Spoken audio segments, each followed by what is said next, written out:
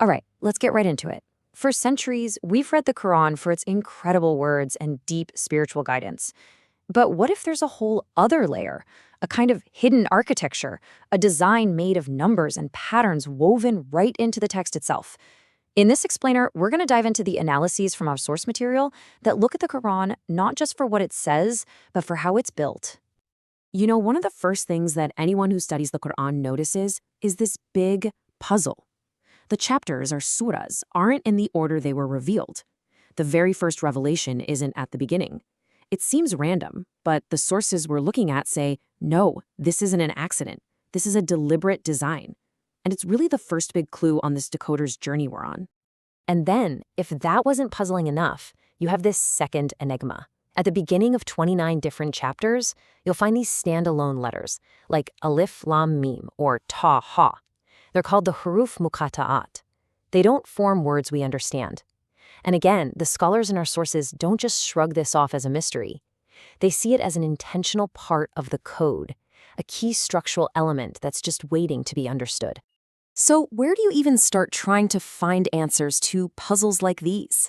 Well, for many of the researchers cited in our materials, they turned to a language that's universal: mathematics. They started digging, looking for patterns, for symmetries, for numbers that might just reveal the logic hidden underneath it all. Okay, so one number that keeps popping up in this analysis is 19. It's actually mentioned right there in the Quran, in Surah Al-Mudathir. But beyond that, analysts point out that the Quran has 114 chapters, which just so happens to be a perfect multiple of 19 times 6. Now, that simple observation, that one little piece of data, basically sparked an entire field of study into the math of the text. But, and this is a really important but, we have to pause here for some crucial context. When classical scholars like Ibn Kathir commented on that very verse about the number 19, they gave a warning. They said these signs are meant as a test of faith. The point isn't to get lost in some kind of numbers game. It's to deepen your sense of awe. And that's a critical guideline for all of this analysis.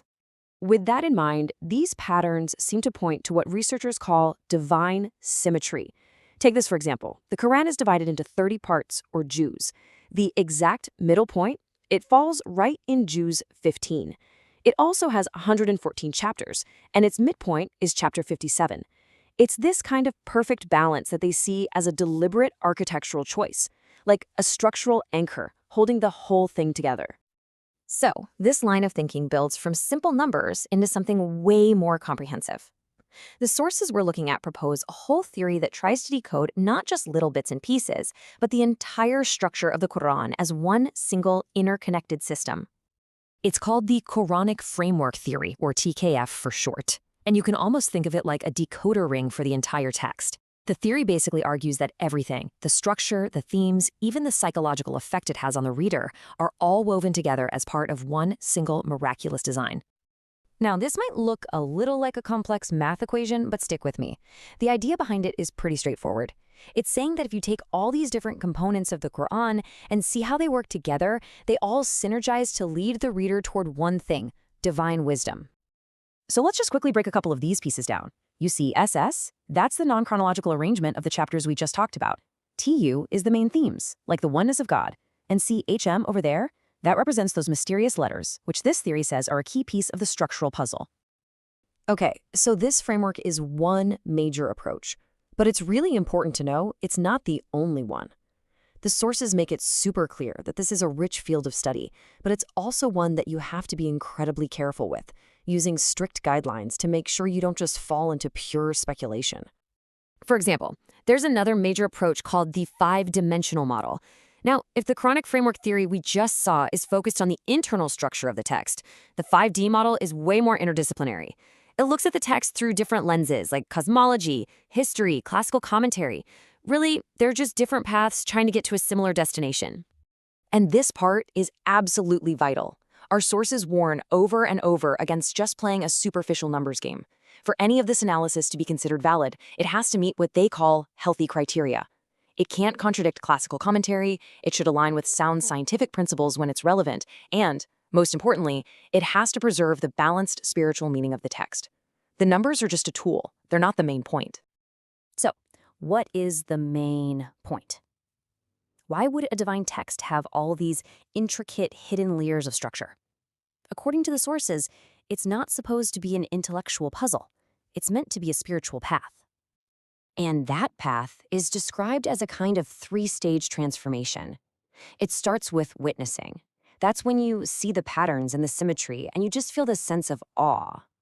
That awe then leads you to pondering, where you start asking the deeper questions, like, what is the creator trying to teach me with this amazing design? And finally, all that contemplation leads to unifying, which is this profound affirmation of the one masterful intelligence behind it all. You know, the great 11th century scholar al-Biruni just captured this spirit perfectly. After he calculated the Earth's radius with mind-blowing accuracy for his time, he said, all this shows the greatness of the Creator, not my own intelligence. And that's just such a powerful statement on humility, on wonder, and the real reason we seek knowledge in the first place. And that's really what it all boils down to. The whole goal of exploring these hidden structures is tadabbur, deep, meaningful contemplation. The numbers and the patterns aren't the message themselves. They're presented more like signposts, pointing you to the message, designed to awaken your heart and your mind to this incredible order and beauty. And that brings us to one last, pretty fascinating question to think about. We usually think of divine inspiration in terms of the words on the page, right? But what this whole journey suggests is maybe something more. Could the actual architecture of a text, its layout, its symmetry, its mathematical elegance, be just as profound a miracle as the message it contains?